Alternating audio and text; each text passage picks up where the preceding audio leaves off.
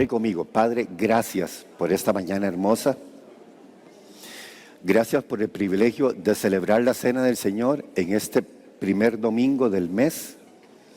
Gracias por estar aquí, Señor. Gracias por tu palabra. Háblanos al corazón, Señor. Prepara nuestro corazón. Háblanos en cosas que nadie nos hablaría y que ni siquiera nosotros mismos podríamos entender si no es por tu Santo Espíritu y por tu palabra. Habla a la intimidad del corazón de cada uno de los que estamos aquí, Señor. Depositamos toda carga, Señor, todo aquello que agobia, todo aquello que estorba, Señor, en nuestra vida, porque tú nos has señalado con amor y con misericordia, Señor, y nos has llamado, Padre, para ser parte de tu iglesia, y te damos gracias por eso.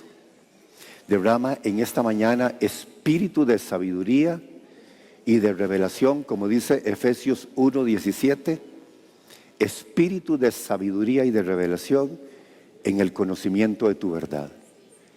Te damos gracias, Rey de Reyes y Señor de Señores. Amén, amén y amén. Tomen asiento, mis amados. Gracias a Dios que estamos aquí todos juntitos como uno solo en Cristo Jesús. Muy bien. Recuerde que a mí me gusta mucho enseñar por series, y en esta iglesia, en todas las fiestas espirituales, enseñamos lo mismo, el mismo tema. La serie que estoy enseñando se llama El valor de un alma, y de la serie El valor de un alma, hoy voy a hablarles de las ciudades de refugio. No sé qué número es esta enseñanza de la serie, sé que vamos muy avanzados. Todas las enseñanzas están en nuestra página, en nuestro canal de YouTube, están también en Facebook y están grabadas. Así que todo esto complementa una riqueza espiritual para la iglesia y para comprender cosas maravillosas que están en la palabra del Señor y no están escondidas, están reveladas para nosotros. Cuando escudriñamos la palabra del Señor, como les decía el domingo pasado, sentimos un gran deleite de ver la concordancia perfecta de un Dios que desde un principio planeó todo para que nosotros ahora disfrutásemos de la redención eterna y de saber que somos hijos de Dios. Antes de ir al texto bíblico, quiero decirles que el plan redentor de Dios está en la palabra desde Génesis hasta Apocalipsis, y ha sido una revelación de Dios desde el principio, progresiva. Y cuando digo progresiva, es que nos vamos encontrando en todo el proceso bíblico figuras maravillosas que todo apunta a Cristo y todo apunta a la cruz. ¿Recuerdan dónde comienza la línea de sangre? Para que ustedes aprendan todo esto. La línea de sangre comienza cuando Dios mismo, por iniciativa de Él, aunque la Biblia no lo dice, pero creemos que sucedió así, Dios mismo mató un animal para cubrir a Adán y Eva, que habían pecado, con túnicas de pieles. ¿Recuerdan? Que está narrado en el libro de Génesis, en el capítulo 3, a partir de la caída. Ellos trataron de vestirse con hojas de higuera, que simboliza lo superficial, lo religioso, la excusa humana que siempre tiene el hombre. Pero las hojas de higuera no fue nada más que una superficialidad. Dios es el primero en derramar la sangre en la tierra de un animal inocente, para que con las pieles de aquel animal, que posiblemente fueron 2 o más animales, porque la Biblia no dice, cubrió al hombre y a la mujer con túnicas de pieles. Cuando les preguntó, ¿dónde estás tú? Que no era una pregunta de posición geográfica, sino de condición espiritual. ¿Dónde estás tú? Que es la pregunta que sigue Dios hasta el día de hoy haciendo. ¿Dónde estás tú? El hombre no sabía responder dónde estaba, porque su condición se había tornado en una condición de rebelión contra Dios. El hombre que hablaba cara a cara con Dios ahora estaba separado de Dios. Pero Dios inmediatamente provee, mire qué maravilloso, provee para el hombre redención. Y esta figura de los animales cuya sangre fue derramada por primera vez en la tierra, es la figura de la redención. Y ahí comienza la línea profética, la línea de sangre. Si usted estudia a partir de ahí, usted seguirá una línea de sangre perfecta hasta la cruz. Es algo impresionante, hermanos, pero impresionante la revelación bíblica. Pero cuando usted fija su atención ahí, en ese primer derramamiento de sangre, y se va de ahí en adelante hasta llegar a la cruz del Calvario, usted ve una línea de sangre ininterrumpida y todo apunta a la redención. Por eso la revelación de Dios del plan redentor es progresivo. Porque usted se va encontrando figuras y figuras y figuras con un paralelismo simbólico profético maravilloso hasta llegar a la cruz. Porque en la mente de Dios, y es lo que yo he querido enseñarle a la iglesia durante todo este tiempo para centrar nuestra vida verdaderamente en el propósito al cual Dios nos llamó. No a hacer cultos, ni a hacer shows, sino a entender que tenemos una misión en esta tierra que tiene que concordar con el mismo corazón de Dios, que es la salvación de los perdidos. Entonces, en ese plan redentor de Dios, estábamos usted y yo desde antes de la fundación del mundo. No me diga cómo explicarlo porque no lo puedo explicar.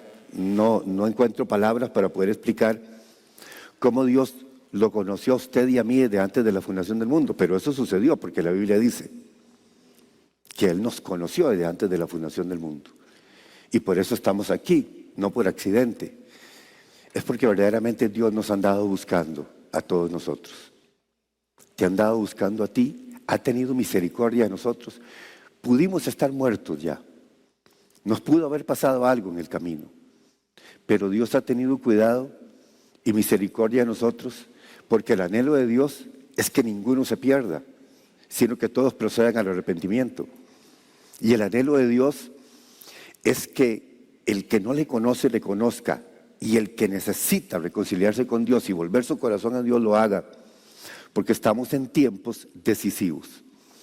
Entonces, uno encuentra esto desde el principio hasta el final. Y la Biblia te hace un recorrido maravilloso desde la caída, el plan de redención, la reconciliación del hombre y el reino eterno. Es algo perfecto que está en la mente de Dios. Porque Dios no creó el infierno para el hombre. Dios creó el infierno para Satanás y los demonios. Eso no fue el plan desde el principio. Desde el principio el plan de Dios fue que el hombre habitara en una comunión perfecta con Él. El mal actuar, la desobediencia, produce distorsión. Y la distorsión produce desorden. Y el desorden te lleva al caos. De tal manera que la definición más maravillosa de la palabra pecado en el griego es hamartía, que significa fracaso. La gente que vive en pecado vive en fracaso, aunque aparente que está muy contento, que vive muy feliz, que todo está bien, que está bien materialmente, que está bien posicionado socialmente, que tiene fama, etcétera, etcétera. Pero el que está en pecado está en fracaso y eso no cambia. Porque la definición, usted sabe que pecado tiene varias definiciones: transgresión de la ley, errar al blanco. Pero esta, hamartía del griego original, es la mejor de todas: fracaso. Porque significa rebelión contra Dios y significa estar apartado de Dios. Bien, vamos a Josué capítulo 20, versículo 1. Yo voy a leer, aparece en la pantalla desde el versículo 1 hasta el versículo 9. En la Escritura, en diferentes libros del Antiguo Testamento, está el establecimiento de las ciudades de refugio. Las ciudades de refugio no fue un plan de Moisés, no fue que a Moisés se le ocurrió. Las ciudades de refugio es un plan de Dios en la mente de Dios y en el corazón de Dios. Vamos a ver qué dice Josué capítulo 20, versículo 1 al 9. Dice: habló Jehová a Josué diciendo: habla a los hijos de Israel y diles: señalaos las ciudades de refugio de las cuales yo os hablé por medio de Moisés, para que se acoja allí el homicida que matare a alguno por accidente y no a sabiendas, y os servirán de refugio contra el vengador de la sangre. Note bien esta expresión, el vengador de la sangre. Y el que se acogiere a alguna de aquellas ciudades se presentará a la puerta de la ciudad y expondrá sus razones en oídos de los ancianos de aquella ciudad, y ellos le recibirán consigo dentro de la ciudad y le darán lugar para que habite con ellos. Si el vengador de la sangre le siguiere, no entregarán en su mano al homicida, por cuanto hirió a su prójimo por accidente y no tuvo con él ninguna enemistad antes. Y quedará en aquella ciudad hasta que comparezca en juicio delante de la congregación y hasta la muerte del que fuere sumo sacerdote en aquel tiempo. Entonces el homicida podrá volver a su ciudad y a su casa y a la ciudad de donde huyó. Entonces señalaron a Cedes en Galilea, en el monte de Neftalí, Siquén en el monte de Efraín y Kiriat Arba, que es Hebrón, en el monte de Judá. Y al otro lado del Jordán, al oriente de Jericó, señalaron a Becer en el desierto, en la llanura de la tribu de Rubén, Ramot en Galaad de la tribu de Gad y Golán en Basán de la tribu de Manasés. Estas fueron las ciudades señaladas para todos los hijos de Israel y para el extranjero que morase entre ellas, para que se acogiese a ellas cualquiera que hiriere a alguno por accidente, a fin de que no muriese por mano del vengador de la sangre hasta que compareciere delante de la congregación. Qué pasaje más maravilloso este, que es la descripción de lo que verdaderamente significa las ciudades de refugio. Eran 6, unas al oeste y otras al este del Jordán. Las ciudades tenían caminos despejados y era muy fácil llegar hacia ellas. De tal manera que Dios lo había establecido de esa manera, para quien necesitara huir a una ciudad de refugio, no le fuera interpuesta ninguna dificultad, sino al contrario, pudiera llegar fácilmente. Pero vea qué maravilloso esto que Dios nos muestra aquí, que nació en el corazón de Dios, porque las ciudades de refugio nacieron en el corazón de Dios, y es como ver uno que se encuentra la justicia, la misericordia y la protección de Dios, porque las ciudades de refugio es una institución jurídica que Dios crea. Y las ciudades de refugio hablan de un debido proceso. Vean qué maravilloso Dios estableciendo la ley desde el principio, que es exactamente la ley que tenemos nosotros hoy. Las ciudades de refugio establecían un debido proceso a la persona que cometía un delito punible y al mismo tiempo ofrecía misericordia y ofrecía protección. ¿Por qué razón? Porque las ciudades de refugio eran establecidas para el que cometía un delito. Ustedes saben que, bueno, tal vez no saben, pero se los voy a explicar rápidamente. En derecho penal existen delitos por dolo o delitos sin dolo. Delitos por dolo son delitos premeditados e intencionales, con alevosía y premeditación.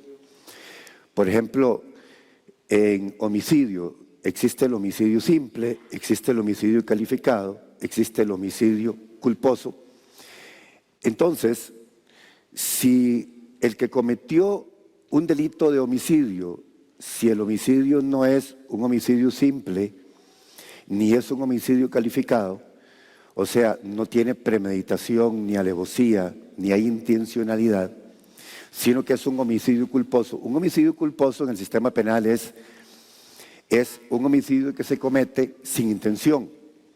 Por ejemplo, si vamos a Deuteronomio capítulo 19, versículo 4 al 5 nos lo explica, y las ciudades de refugio fueron establecidas para eso. Vean este ejemplo que está en Deuteronomio 19, 4. 19, 4 y 5. Dice, y este es el caso del homicida que huirá allí, y aquí lo describe el Señor. ¿Cuál era el tipo de delito que podía ir a las ciudades de refugio?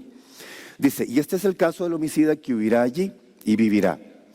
El que hiriere a su prójimo sin intención y sin haber tenido enemistad con él anteriormente, como el que fuere con su prójimo al monte a cortar leña y al dar su mano el hacha para cortar algún leño, soltare el hierro del cabo y diere contra su prójimo y éste muriere, aquel huirá a una de estas ciudades y vivirá.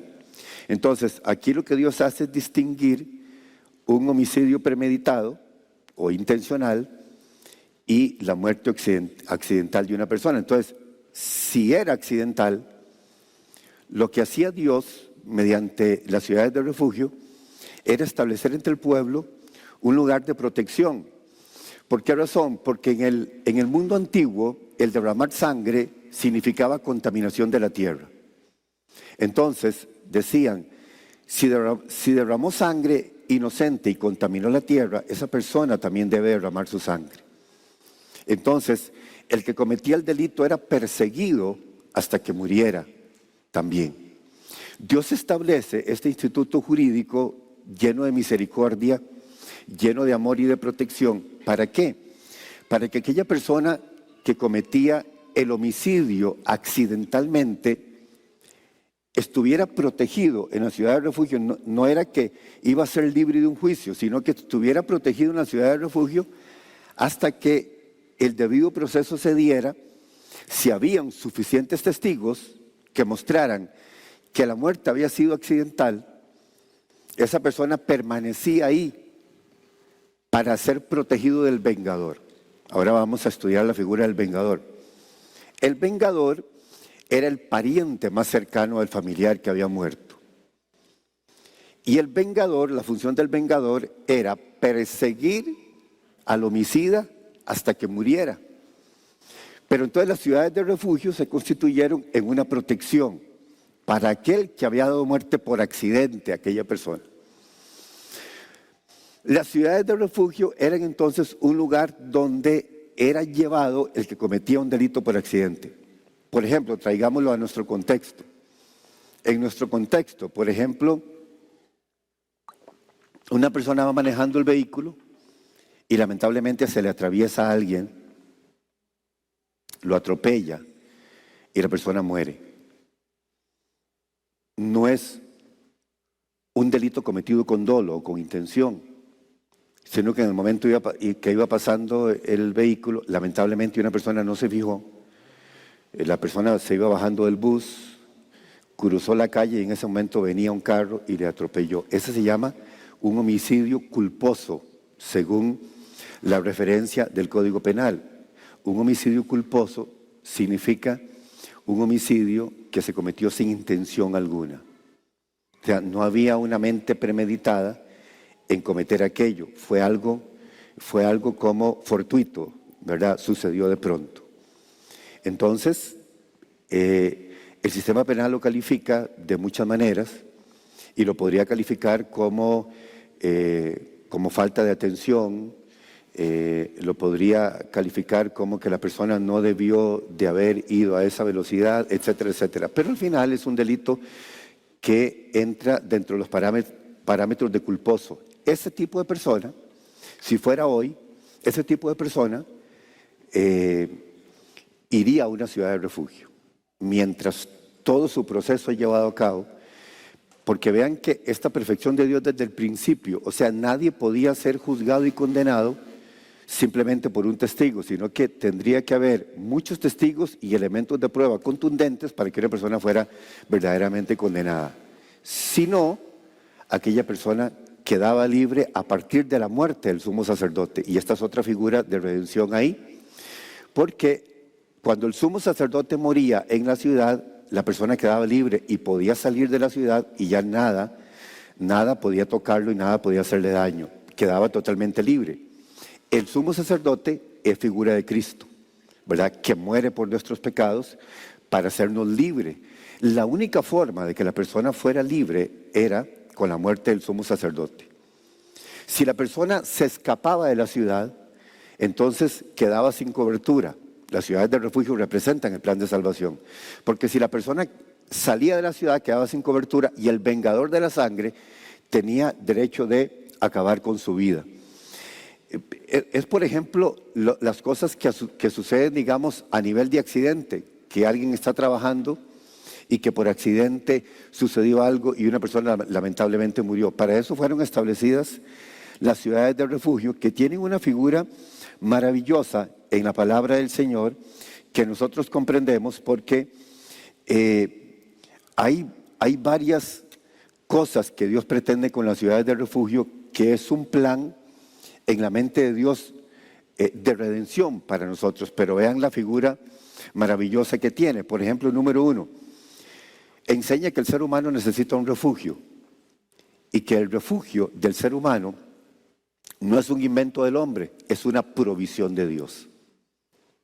El refugio para nosotros, por ejemplo, venir a la iglesia es maravilloso. Este es un lugar de refugio para nosotros.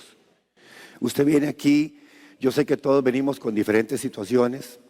Usted puede estar aquí pensando en una situación que tiene que resolver en esta semana. Puede ser que vino cargado por alguna situación, pero finalmente la iglesia constituye eso. O sea, es un lugar donde nos damos ánimo unos a los otros con la palabra, donde aprendemos, donde nos fortalecemos, donde el Señor nos enseña, donde el Señor nos ministra. Al final es una provisión de Dios para nosotros. Entonces las ciudades de refugio tenían esta figura. El ser humano necesita un refugio. ¿Y a quién iríamos nosotros sino al Señor? ¿Verdad? En medio de cualquier situación en su vida. Mire, una persona por más apartada que esté del Señor, si conoce del Señor, él sabe que el Señor es su refugio. Que en medio de toda la crisis y todas las cosas terribles que le puedan pasar en su vida por andar en desobediencia, sabrá siempre que el Señor es su refugio. Entonces, apunta a eso, las ciudades del refugio. Que el ser humano no fue el que inventó el refugiarse a sí mismo, sino el Señor. También las ciudades de refugio nos enseña que solamente había un lugar seguro para que la vida pudiera prevalecer, era estar ahí. Igual que en Jesucristo, en el Señor Jesús, es nuestro lugar seguro, porque en Él tenemos salvación y en Él tenemos vida eterna. Entonces nos encontramos con una serie de cosas maravillosas que tienen que ver, hermanos, con la misericordia de Dios, con la protección de Dios, pero también con la justicia de Dios. Porque nunca Dios hará algo sin aplicar su justicia. Y no era que Dios pasaba por alto un delito, como nunca ha sucedido, sino que Dios con justicia trataba de proteger la vida de aquella persona hasta que se demostrara que era inocente, porque lo que había cometido era un delito por accidente. Pero vean ustedes qué impresionante, porque en la costumbre del mundo antiguo era, si mataban a un familiar, entonces el vengador de la sangre, que era la persona más cercana, perseguía a aquella persona para vengar la sangre de su familiar. Por eso es que existían las ciudades de refugio. Esta figura del vengador de la sangre se la voy a explicar porque es maravilloso para poder entender el fin de las ciudades de refugio. Y quiero ponerles esta imagen aquí en la pantalla para que ustedes más o menos puedan comprender acerca de el vengador de la sangre. La palabra hebrea para el vengador de la sangre es la palabra Goel en hebreo. En hebreo se escribe así, en español se escribe así, para que podamos entenderlo. Goel significa redentor o alguien que rescata. Y aquí vemos nosotros la figura de Cristo en una especie de paralelo ambivalente al vengador de la sangre de las ciudades de refugio, porque el vengador de la sangre, su función era vengar la sangre de su familiar. Pero en este caso, en el caso de la redención de nuestro Señor Jesús, es aplicar por medio de su muerte en la cruz la justicia de Dios para que nosotros pudiésemos ser libres y justificados por medio de la justicia de Dios. Entonces vean la figura del redentor o del pariente redentor. Era un pariente cercano, o sea, un familiar con la obligación de actuar en favor de otro. Y aquí encontramos la figura redentora del Señor Jesús. Un familiar con la obligación de actuar en favor de otro. La Biblia dice, en Juan capítulo 3, versículo 16, vean qué maravilloso esto, dice: de tal manera amó a Dios al mundo que envió a su Hijo unigénito, para que todo aquel que en Él cree no se pierda, mas tenga vida eterna. En un principio, Dios habla de unigénito, que significa único, su único Hijo, o sea que lo podríamos traducir: de tal manera amó Dios al mundo que envió al Hijo único que tenía, para que todo aquel que en Él cree no se pierda, mas tenga vida eterna. Pablo, después en Romanos capítulo 8, habla de Jesús como el primogénito entre muchos hermanos. Entonces el sentido cambió, de unigénito a primogénito. Primogénito significa nuestro hermano mayor. Entonces, en la figura de redención, sí, un familiar con la obligación de actuar a favor de otro, nos enseña a nosotros la figura redentora en un paralelismo profético perfecto. Nuestro hermano mayor, Jesús, en la figura de redentor, de Goel, viene a rescatar nuestra vida de la muerte. Lo otro era la figura del redentor de la propiedad, que podía rescatar también tierras que fueron vendidas para que regresasen a la familia. Todo eso era la función del Goel o del redentor. La otra función era de protector, que defendía los derechos y el bienestar de su pariente. Y la otra figura es el derecho y el deber de rescatar y de restaurar. Que cuando nosotros lo vemos en todos los sentidos, es figura del Señor Jesús, el Goel, que aparecía como vengador de la sangre, pero en este sentido, el Señor Jesús aparece como el protector de nuestra vida, en medio de la persecución y muerte del enemigo, que en este caso es Satanás. Él aparece como el redentor, como el que viene a actuar a nuestro favor. Entonces, aquí encontramos nosotros algo maravilloso en el plan de redención de Dios, porque todos somos culpables y todos hemos sido culpables. Por eso Pablo dice: no hay justo ni aun uno, no hay quien entienda, no hay quien haga el bien, por cuanto todos pecaron, están ¿qué? Destituidos de la gloria de Dios. Esa es la condición sin Cristo. La condición sin Cristo es destitución. La palabra hebrea es ikabod, sin gloria. Así camina la gente sin Cristo, sin gloria. Apartado de Dios, la gente camina sin gloria. Entonces, la función del Goel en este sentido, en términos proféticos, en la figura de Cristo, es restaurar la condición por medio de la justicia. Restaurar la condición de culpables y la condición de señalados para muerte, para ser restaurados y restituidos en la gloria de Dios de nuevo. O sea, lo que ha sucedido en nosotros en Cristo, por medio de la obra redentora de Cristo, es restitución de la destitución. O sea, lo que había sido destituido vino a ser ahora restituido por el Goel, que es la figura redentora de nuestro Señor Jesús. Hay un pasaje maravilloso para poder entender esto, que está en 2 de Corintios, capítulo 5, versículo 21. 2 de Corintios, capítulo 5, versículo 21. Dice: al que no conoció pecado, por nosotros lo hizo pecado. Aquí es donde encontramos la mejor expresión de lo que nosotros podemos entender de parte de Dios como el principio de legalidad para la justicia de Dios. Al que no conoció pecado, por nosotros lo hizo pecado, para que nosotros fuésemos hechos justicia de Dios en él.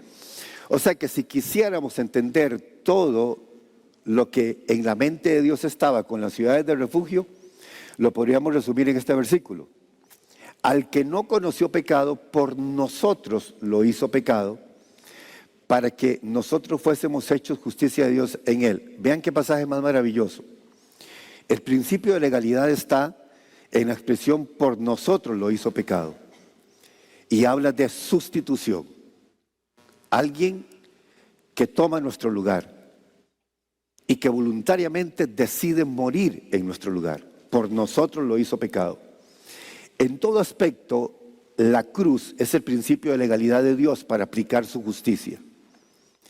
Entonces, es aquí donde se une la justicia y la misericordia. Creo que en el Salmo 85:10, ahorita volvemos a este pasaje, en el Salmo 85:10 creo que hay un pasaje, este versículo es maravilloso.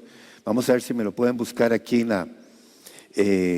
aquí está. Vean qué lindo este pasaje. Dice, y esto es un versículo profético, porque este versículo está hablando justamente del acontecimiento de la cruz. Dice, la misericordia y la verdad se encontraron. La justicia y la paz se besaron. Vean qué versículo más precioso en el Salmo 85:10. La misericordia y la verdad se encontraron, la justicia y la paz se besaron. Las ciudades de refugio constituían esto, constituían misericordia de Dios, constituían justicia y constituían también protección. Por eso apuntaban a la cruz.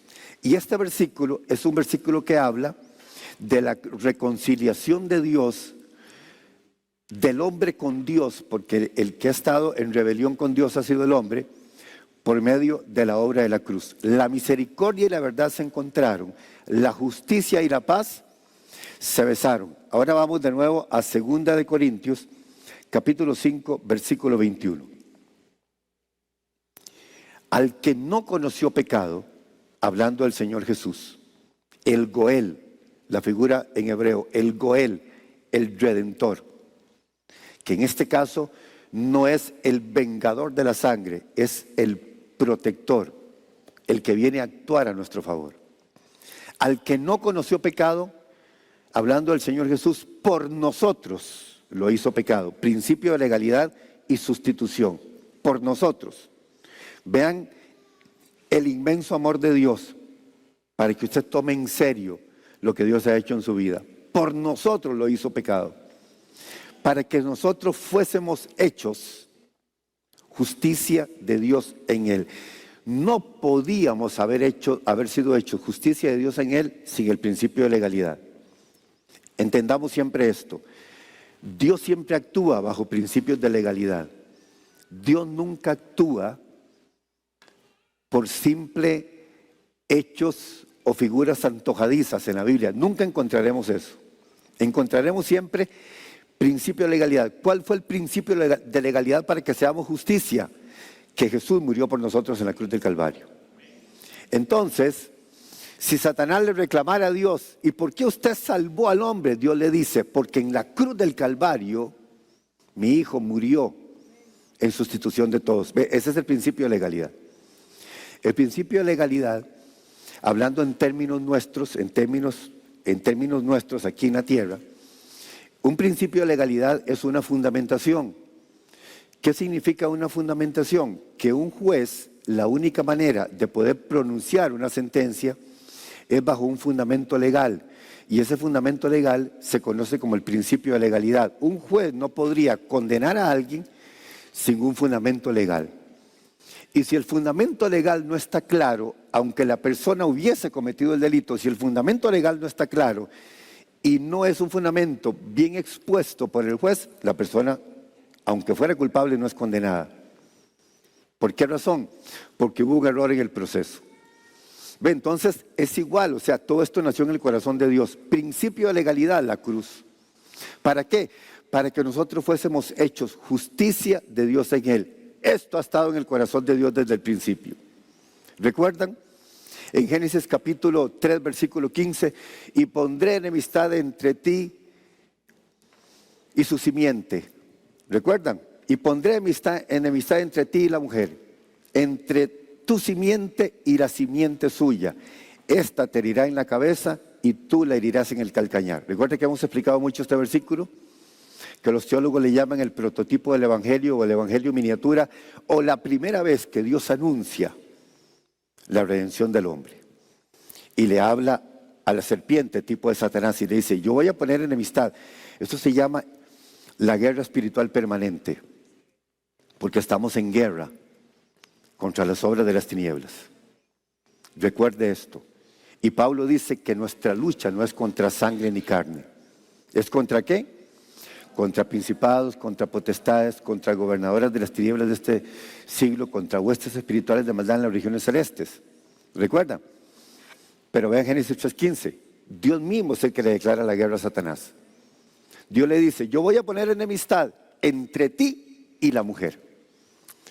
La mujer simboliza a Cristo y por ende nosotros, que somos descendientes de la mujer. Y pondré enemistad entre ti y la mujer. Y entre tu simiente, que habla ya de generaciones, la simiente de Satanás y la figura de todos los demonios asociados, como dice la palabra del Señor, asociados que fueron expulsados con él, y la simiente suya, dice, y entre tu simiente y la simiente suya. Y la simiente de la mujer es Cristo, y ahora nosotros, la iglesia. Dice, esta te herirá en la cabeza. ¿Quién? La simiente de la mujer, que somos nosotros, o sea, la iglesia. Porque ya aquí estamos hablando de la iglesia. Esta te herirá en la cabeza. ¿Quién? La simiente de la mujer, o sea, Cristo, o sea, la iglesia. Esta te herirá en la cabeza. Y tú le herirás en el calcañar. O sea que Dios le dio un permiso al enemigo de herir a la simiente de la mujer. ¿Dónde? En el calcañar, que sería en el talón. Una herida en el talón es una herida superficial. Alguien puede sufrir un golpe aquí o cortarse aquí, no va a morir. Podría caminar renco por unos días mientras se restaura su talón. Pero ¿cómo es una herida en la cabeza? Mortal. Una herida en la cabeza es una herida mortal. Y vean lo que Dios le dice a Satanás. Recuerde, ella te herirá en la cabeza. Recuerde entonces cuál es nuestra posición espiritual. Esta te herirá en la cabeza. Y fue lo que pasó en la cruz del Calvario. Vea, porque si usted se va al libro de Colosenses, para que usted vea qué maravilloso todo esto que estamos aprendiendo en esta mañana, váyase conmigo al libro de Colosenses, al capítulo 2 del libro de Colosenses. Colosenses, capítulo 2, después de Filipenses. Colosenses, capítulo 2. Dice en el versículo 14, vaya conmigo al 14.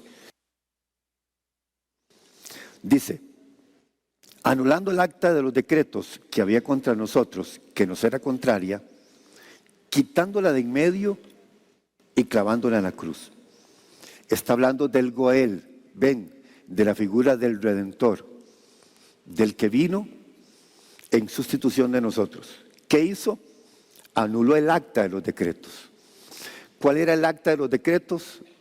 Todas las maldiciones que habían sido pronunciadas y de las cuales Satanás tenía un poder para actuar en nuestra contra. Eso significa que el enemigo no puede actuar en contra tuyo a no ser que usted mismo le conceda un poder. Porque él por sí mismo no tiene un poder para actuar. ¿Por qué razón? Porque el poder que tenía fue anulado en la cruz del Calvario. Dice, anulando el acta de los decretos que había contra nosotros, que nos era contraria, quitándola de en medio y clavándola en la cruz. Si usted quiere leer el acta de los decretos, tendría que leer Deuteronomio 28, donde dice consecuencias de la desobediencia. Y ahí donde dice consecuencias de la desobediencia es toda el acta de los decretos que el Señor anuló en la cruz del Calvario, que nos era contraria. Ahora vean lo que dice el 15.